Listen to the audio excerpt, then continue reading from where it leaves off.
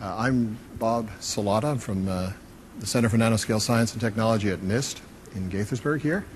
The organizers have asked us to get a little more friendly here and by moving up, if at all possible, if people could move up and sort of be in the front if they could. I'd like to introduce my panel. First here we have Chad Duty from Oak Ridge National Laboratory. I'll have each of them say a little bit more about themselves, give you a little more background. John Lettow from Verbeck Materials is in the middle. And finally, Carla Seidel from BASF. And this is sort of an experiment. It's a crowdsourced panel. This was the most popular topic among those chosen in a survey. We are going to endeavor to discuss this topic, and I hope it's going to be useful to you. I hope I ask insightful and intelligent questions, and I know I will, because I'm going to depend on the audience to submit most of them.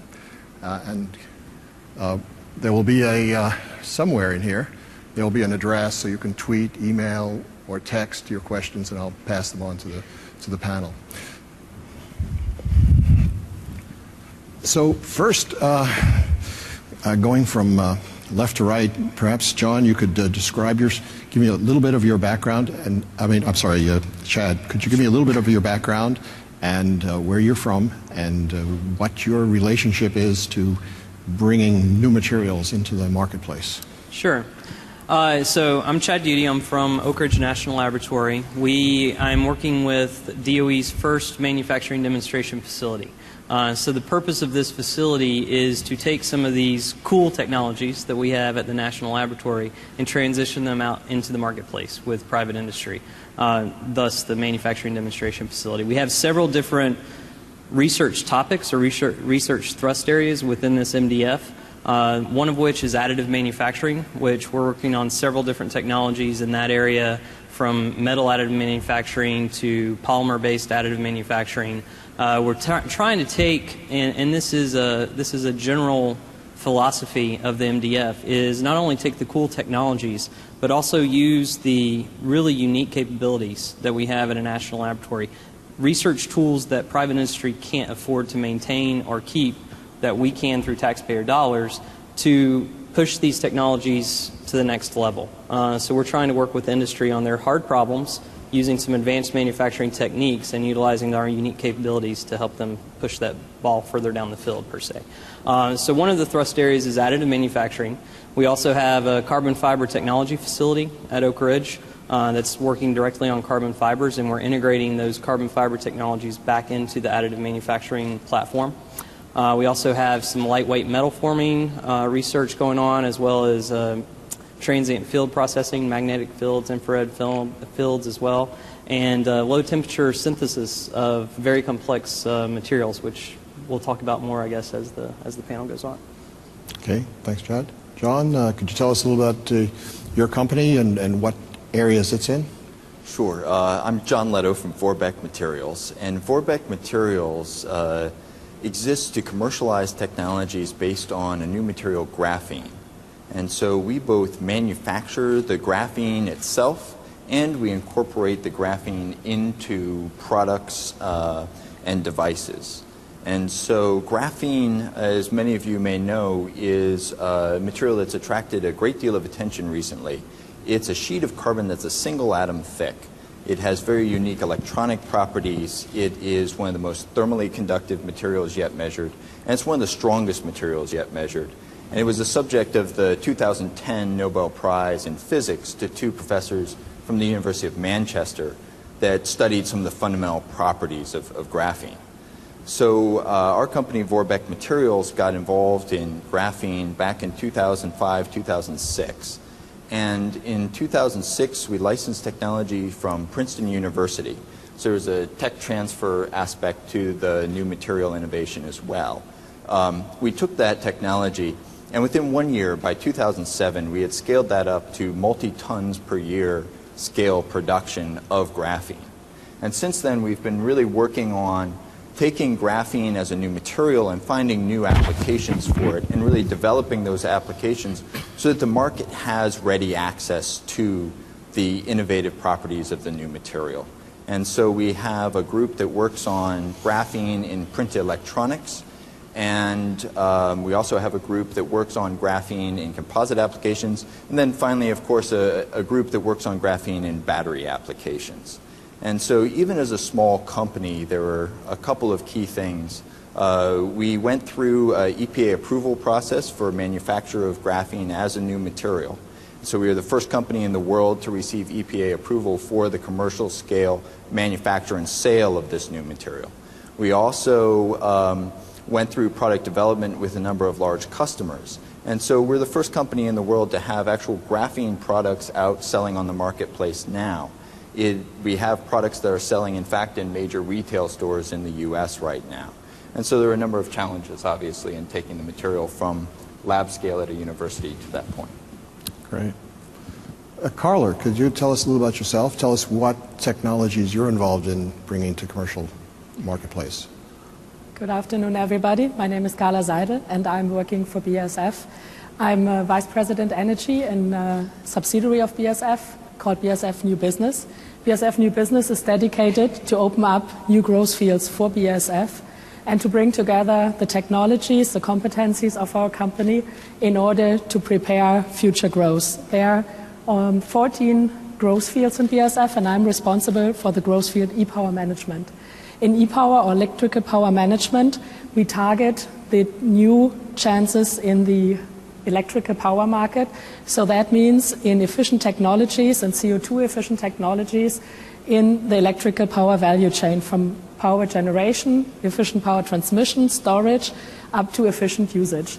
This includes a bunch of technologies, starting from new materials for next generation photovoltaics, over to high temperature superconductors for efficient transmission and efficient engines, to grid storage technologies, and finally also new efficient technologies for energy usage, such as solid state cooling materials for efficient cooling and heating.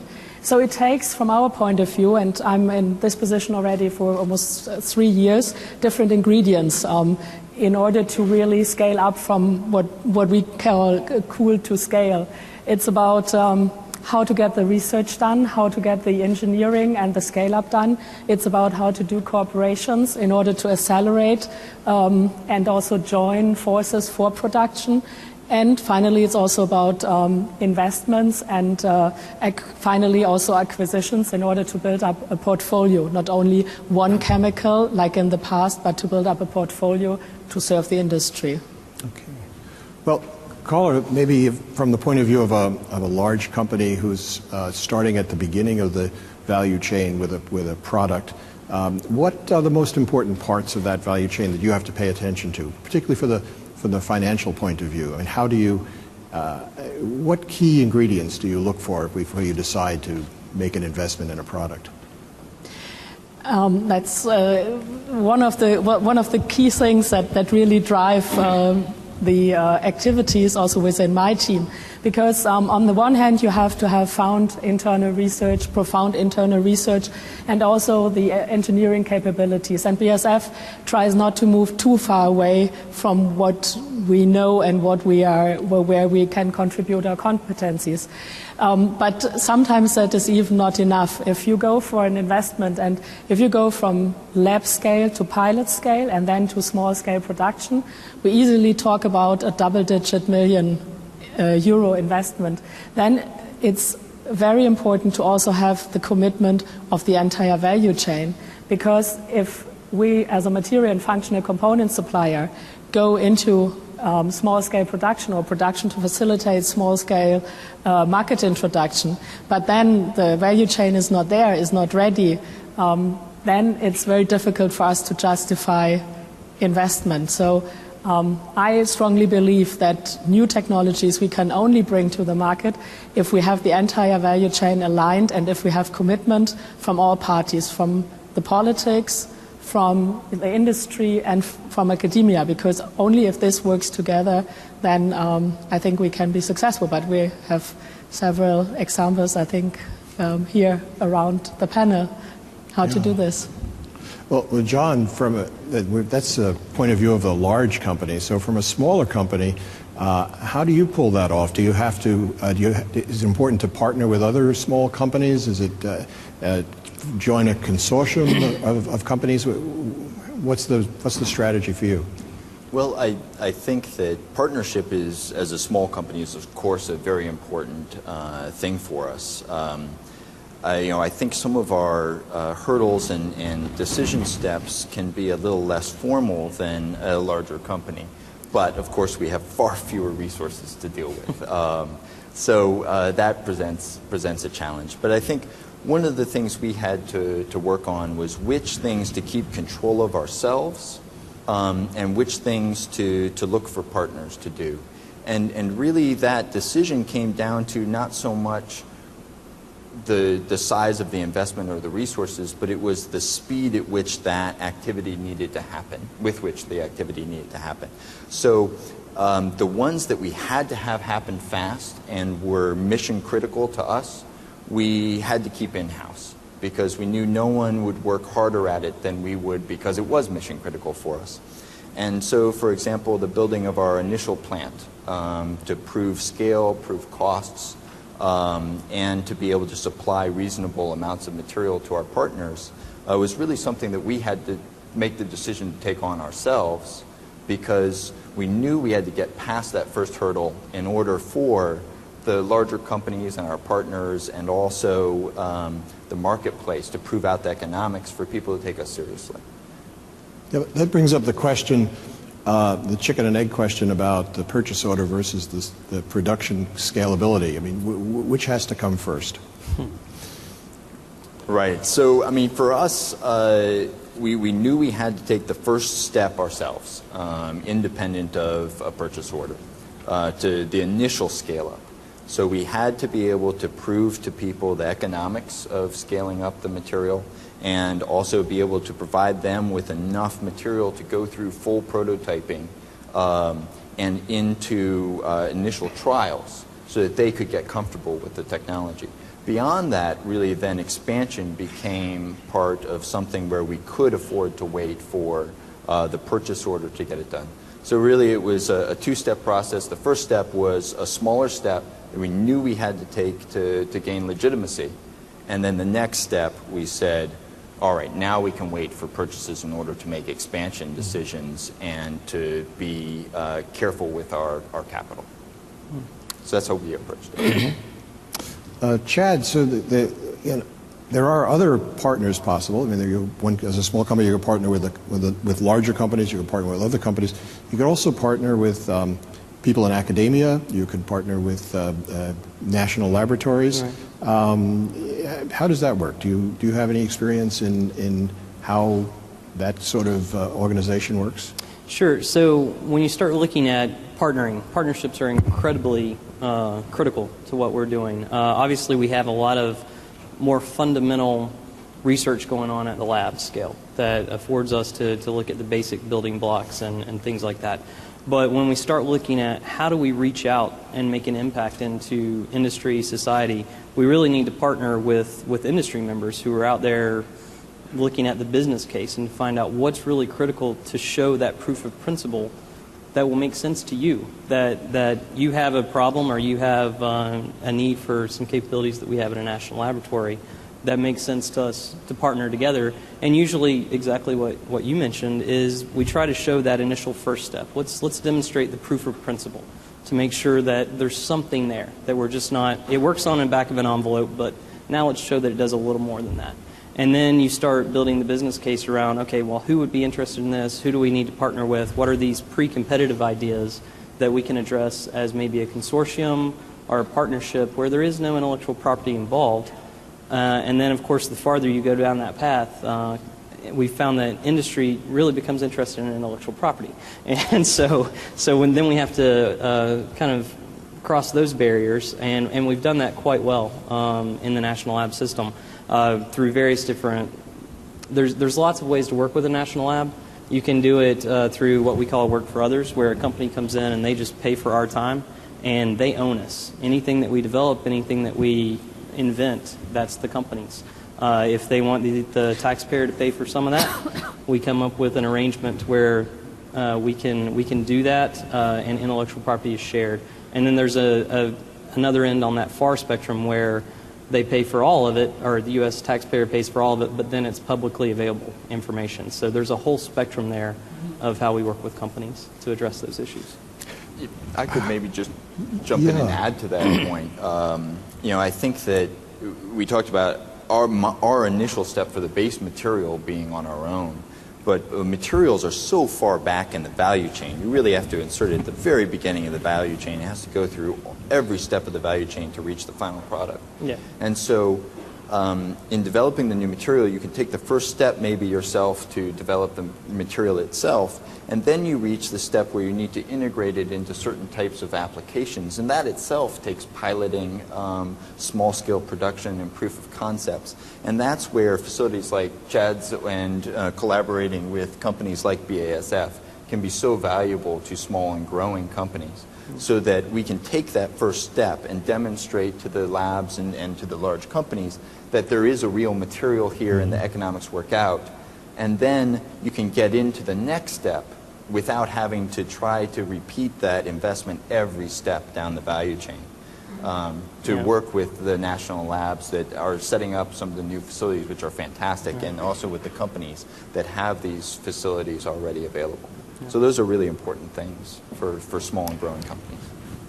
And since we're having some technical issues, we've also found that having a white hat organization like a national lab allows you to run tests, and we can have test data that show your proof of principle, and it's not coming from a sales perspective of propaganda or whatnot. I'm starting to get some questions from the audience, and one of them is relevant to this, which was about DOE innovation hubs. Is what you're describing part of a DOE innovation hub, so or is that something else? It's very similar. This is a manufacturing demonstration facility, which is DOE's first in this manufacturing area on those thrust areas. The innovation hubs are very similar in that they're targeted at specific technologies. Some of them may be around carbon fiber wide band gaps, or some of the wide band gap materials, or some of the technology areas that I've heard that they're going to focus on. But it's the same type of concept, is to get these critical groups of people together that can attack these pre-competitive fundamental issues and kind of proof of principles that need to happen and need to occur so the industry can start building their case and their application-specific projects around that. Did you want to add something? Yeah, I would like to add, if it's okay, on how to get ideas really to scale. And one example is from our battery business. I mean, the basic started with a license from Argonne National Lab for nickel, manganese, cobalt oxide cathode materials.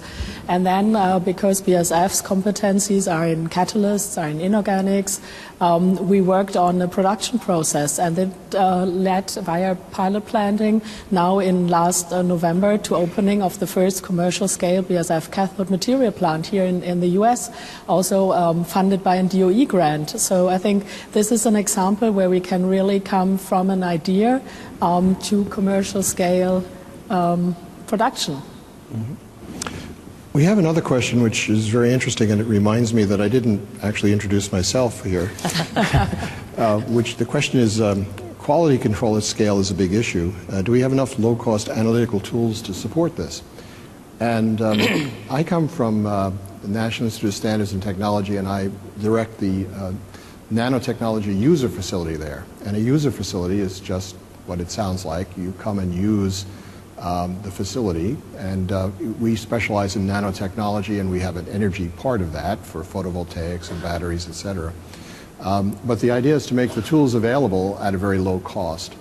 And what we're finding is that people, one of the ultimate problems in the nanotech part of energy is that the tools, the metrology developed for nanotechnology is usually quite sophisticated. It revolves around the semiconductor industry and have multi-million-dollar tools which focus on materials.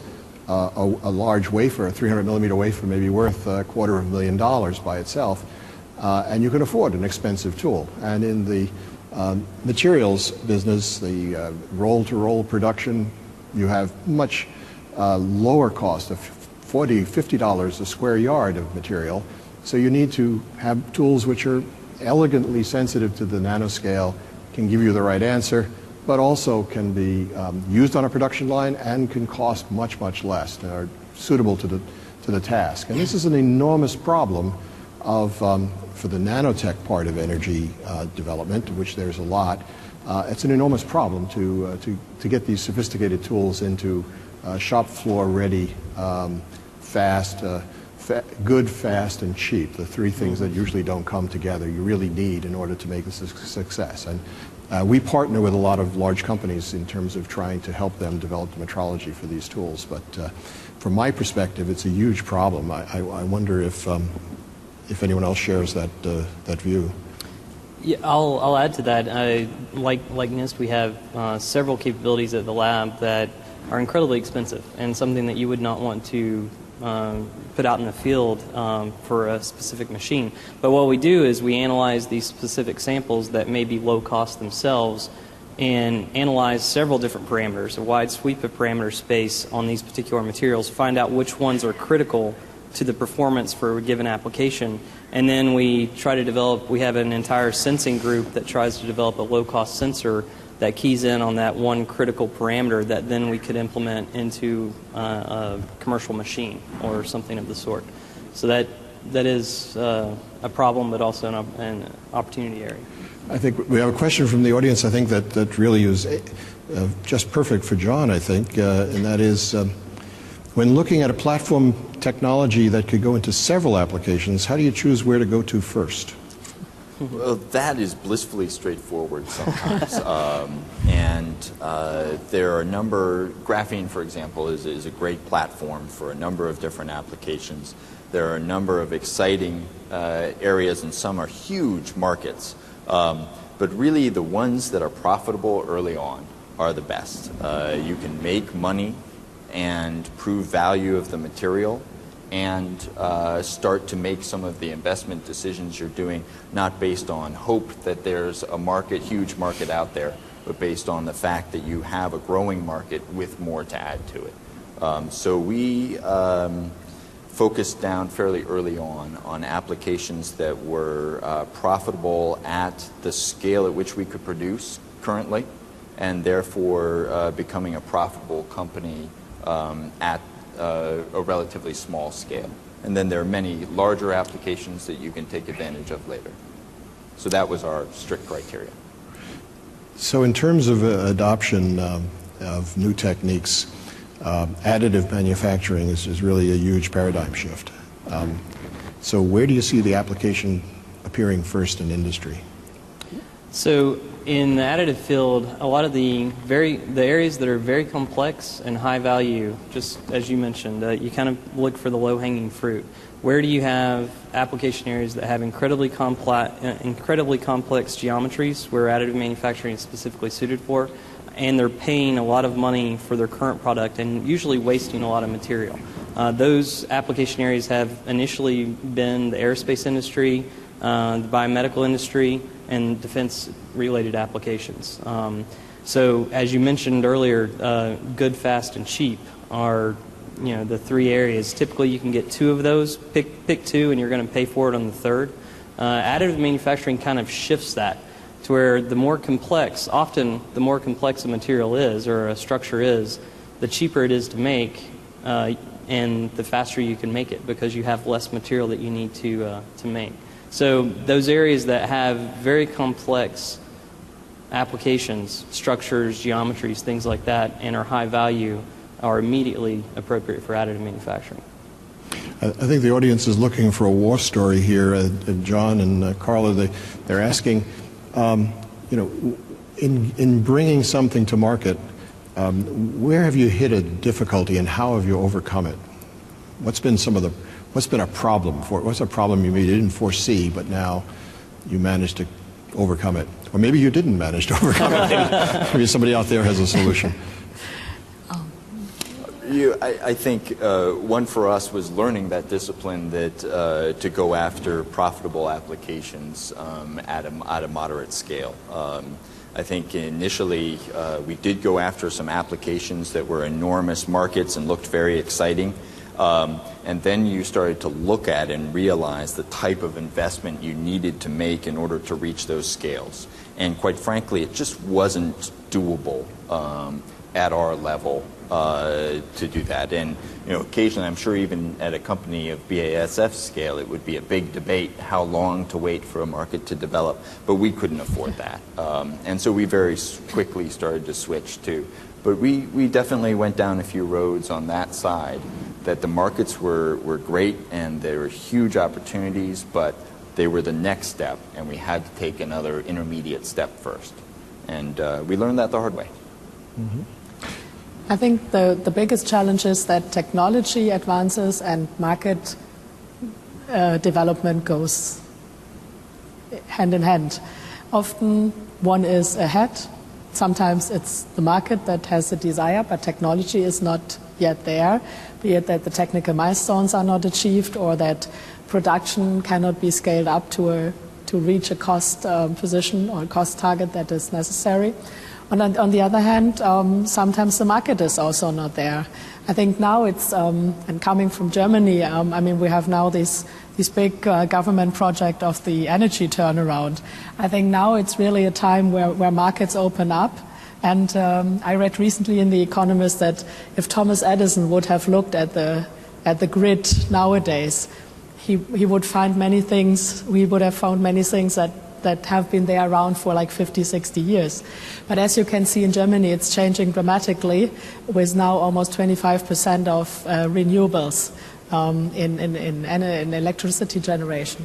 And these are the moments, I think, where then if you are technically there, you can also enter the market and then go with the market development. But it has to be both. The markets have to be there and the technology has to be ready, and milestones have to be fulfilled. So one of the audience members noted that John built the factory and then looked for the supply chain, and Carla was very sensitive about making sure that she had the whole supply chain before they started. And they wanted me to probe a little bit more about the difference. Is that just because the amount of investment for your company, or is it a big company versus a small company difference, or? Well, I mean, I'd say immediately that given the initial market position of graphene, which was that at the point that we started to scale it up, it really was just very small quantities being made in academic labs. The next step to several tons per year of production was a significant one and an important one for us to take. But to a company like BASF, I'm sure that's an initial almost piloting or laboratory step. The other advantage that we had as a small company, and one of the few, is that for the small scale type of operations, the lower overhead, I think, does help you. You can move fast, you can substitute equipment, you can take advantage of used equipment, etc.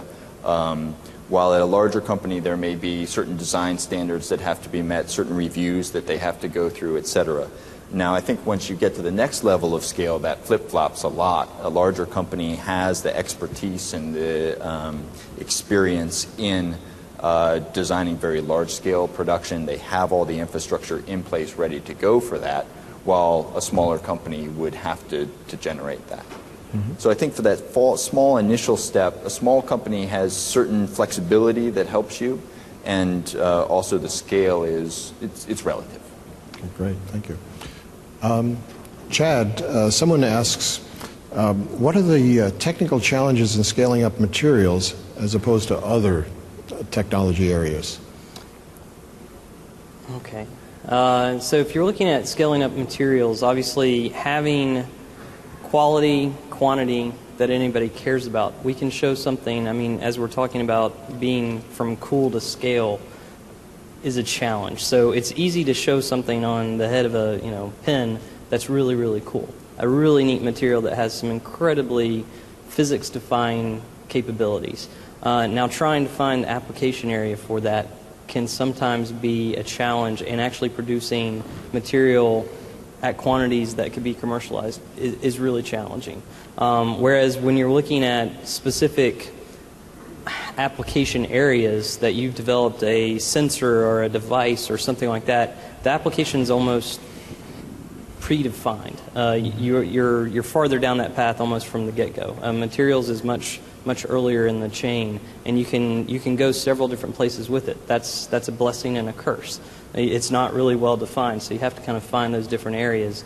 If you're developing a specific application or a device or a sensor, well, now you have a sensor that can go on several different platforms, and it's maybe a little easier to transition that and prove it out. Whereas a material, there may be several other steps you have to take to get to that point. Mm-hmm. And I think maybe from the cool standpoint, as you were talking about, you see a lot of really exciting stuff out there in the literature. And I think from a technical standpoint, many of us know that you can see one electron micrograph and say, that's really neat, and the material does what they say it does. But it does what they say it does over maybe a centimeter by centimeter area. And then what the rest of it looks like is to be determined. Right. And then as a small company, it's sort of our job in many ways to take that technology from that state to a state where large companies are relying on you to produce that material the same way every time for their applications. And so I think that's one of the big challenges, and the quality control is incredibly important. And I think for a lot of small companies, what you quickly realize is the quality control can actually be a sales point for you. And so you're not just going off of the cool factor, the gee whiz, this is a great new material. You're selling off the fact that you can do this and you can do it with quality. And that becomes an extra point that's very important to customers who want to use it in real applications, which is what we all want to get to. And to add on to that for just a second, we've noticed as we're looking at various different application areas that are highly constrained, aerospace, biomedical, nuclear, they have reams and reams of paper of qualifications and codes and certifications that you have to go through, and rightfully so. I flew on an airplane here, so I'm glad they have that. Right. But it also makes the barriers to adoption of new technologies such as additive manufacturing and others a little more daunting. So finding those application areas where you can show true value without having to go through the qualification process that often takes years can significantly affect the time to market. You brought up a very important question, and how much does regulation, maybe for safety or environment or sustainability, or fitting into standards, international standards of trade, how important is that to you in the process? Is that something you think about from the very beginning? Is something that sort of happens halfway through the process? Is it something that dissuaded you from ever making a product? Could you maybe Carla? May I can comment on this, because one of our projects I think is a very good example in this area. Already like 10 years ago there was a publication from a professor in the Netherlands about the tunable magnetocaloric effect and at room temperature, and that allows to think about new cooling technologies based on these magnetocaloric effect. And now we have the energy labeling, for example, the energy efficiency labeling in the EU, that asks for new cooling technologies in 5 to 10 years, because then the current technologies might come to a stage where the energy efficiency improvements become very costly. So this fueled the project, and we are now working heavily on the materials for this magnetocaloric cooling. And but this is not alone. It needs also the device, the regenerator, that then can be integrated and substitute the compressor in a refrigerator or in air conditioning. And I think one interesting project is also an ARPA-E awardee here. So there are a few companies now working on the materials, and we have leveraged on the cooperation with Professor Burke in the Netherlands. But this was really fueled by the energy efficiency regulation and gave a new view on this. So a positive thing for you, Yes. but any negatives, any regulations that are just scary to you? I know in the nanotech field, it's a lot of products are just waiting for someone to fill in all the dots and make sure what the regulations are before they make a big investment. I think when you first lay out a business plan for producing a new material, you look at the things, the milestones you need to hit and what can prevent you from reaching the market. And regulation is a big part of that.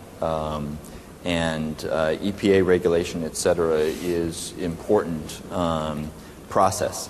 And so I think if you're starting out in developing a new material for a new market, that's one of the first things you need to develop a plan for and start to address along the way, is the fact that you need those approvals before you go out into the market and sell it. And sometimes that can be a straightforward process, and sometimes it's less so. But it's something that has to be addressed. And so it's not a good or an ill. I mean, they're there for a reason, but they have to be tackled early on, or else you'll find yourself with a great technology, the ability to scale it, customers who may even want it, and no ability to legally sell it. And that's a terrible situation to be in. You may have a potential customer out there because he or she asks, when will graphene get cheaper? Is it a matter of scale, or is it the high cost embedded in the nature of the manufacturing process? It's not a matter of scale necessarily. You need to reach a certain critical scale, but graphene is market competitive right now, and so the products that we have out in the marketplace are an anti-theft packaging that was developed with the company Mead Westvaco in Richmond that does packaging for Coca-Cola and other major brands. And we were able to incorporate graphene-based printed electronics into an anti-theft packaging that detects when the package is broken into or an item is removed from the package, with sort of a seamlessly integrated, almost invisible printed sensor network on the package itself, on the cardboard itself. And this was done for cents per package. So it's cost competitive right now with current thick film carbon technology, and far, far cheaper than current printed silver particle technology. So I think, again, it comes down to the market on a platform technology. There are many available markets, but some of the important factors of those markets are where the existing competition is, price-wise, et cetera, and can you use the new material efficiently enough to be cost competitive? So I think that's the trade-off. It's not always price per pound, it's price in application. And if that's cheaper to your customer, they'll buy it. Mm-hmm. And if you can figure out a way to use it efficiently enough to make that so, then you're in good shape. And that's a good point, too, on additive manufacturing, in that a lot of the applications that we're looking at, the conventional techniques, the materials are per pound, on a per pound basis, they're cheaper. Right.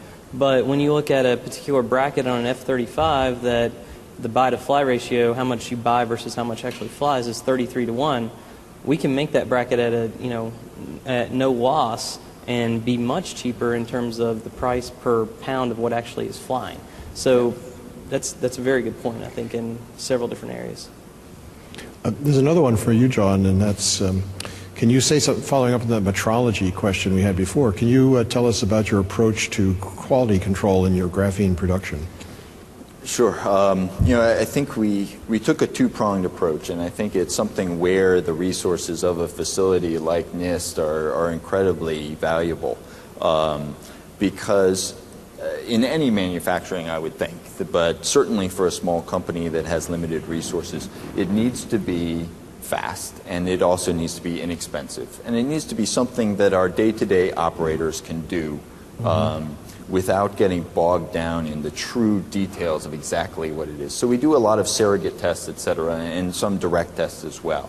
But those are guided around the day-to-day tests being process and quality control focused, very inexpensive, inline when possible, et cetera.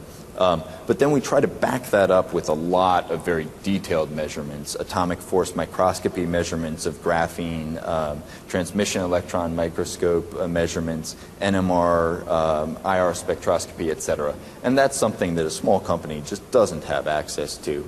And so we've partnered with government facilities and also with universities. Princeton's been a great and continued partner in developing the IP that we licensed from them.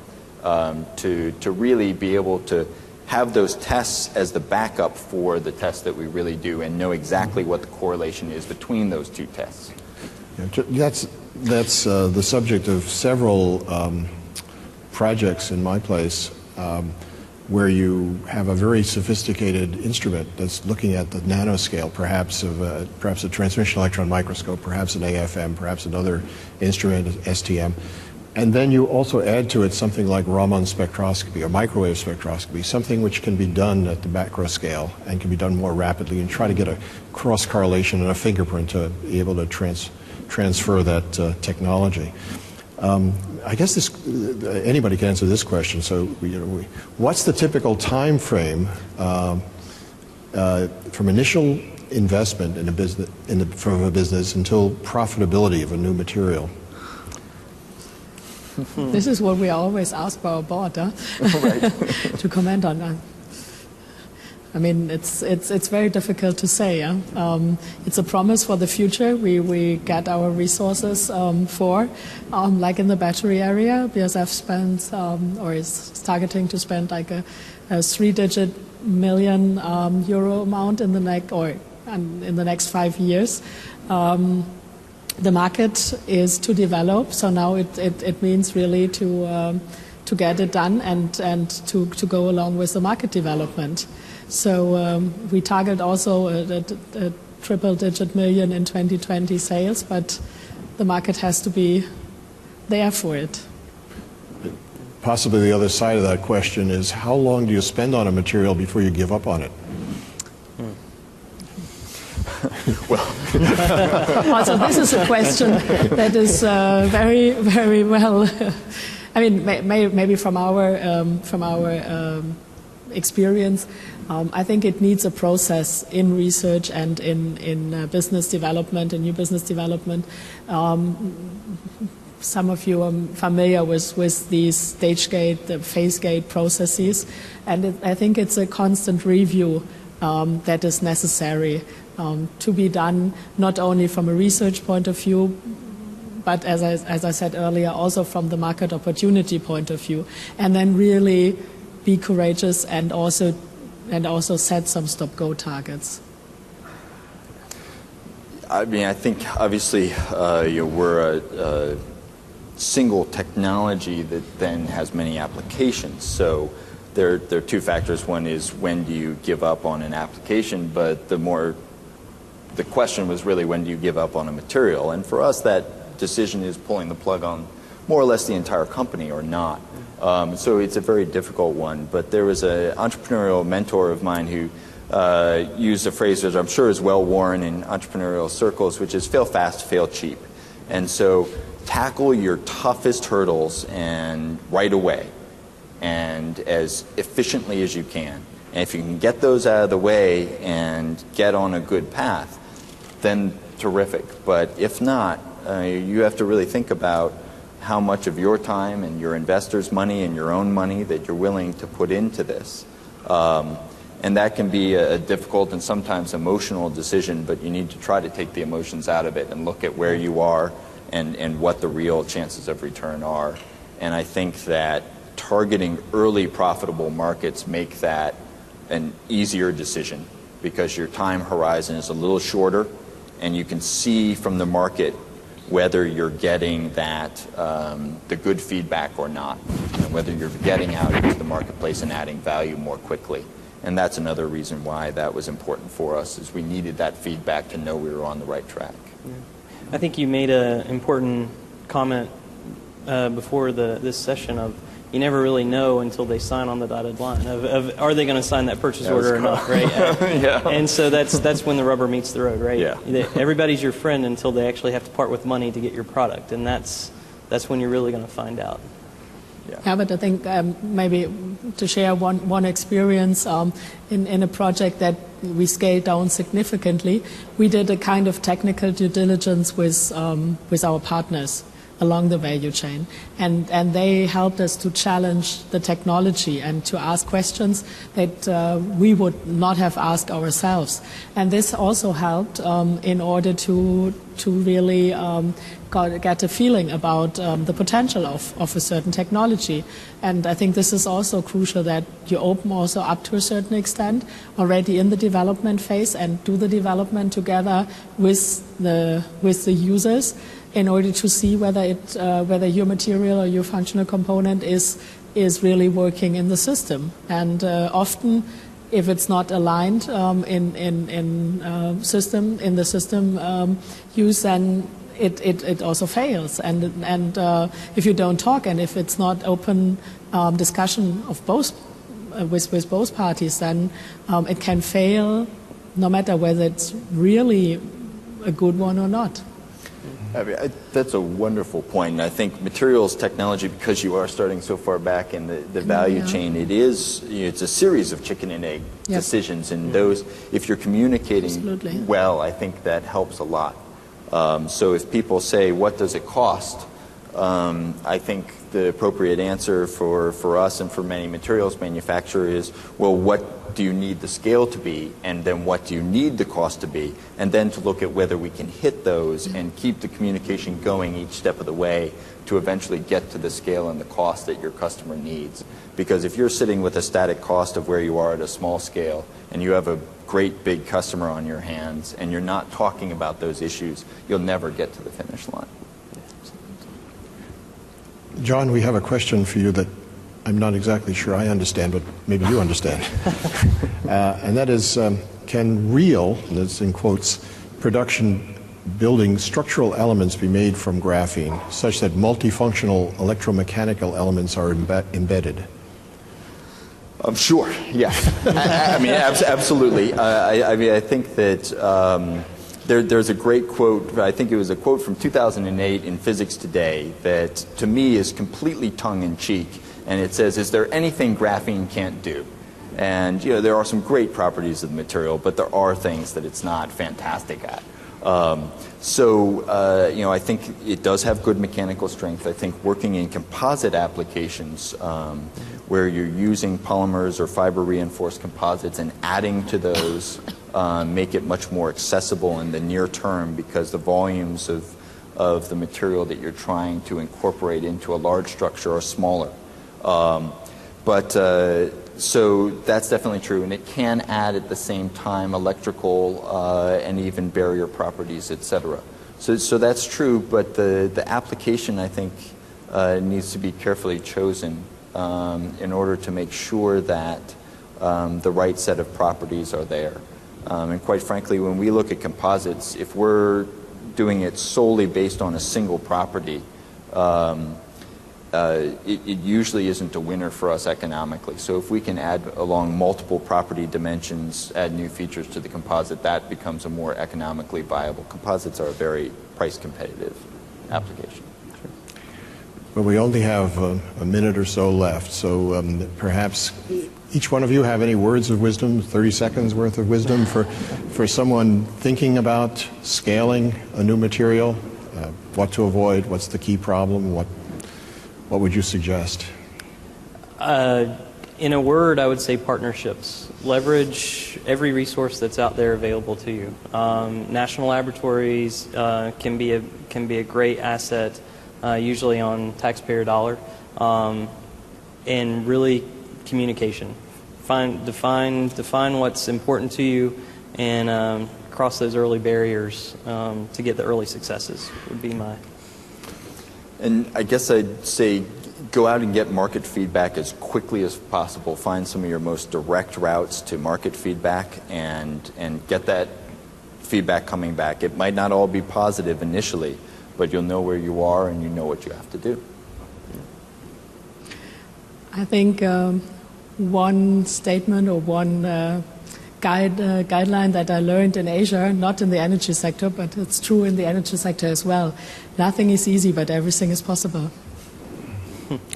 Well, I'd like to thank our panelists very much. Thank you. Thank you.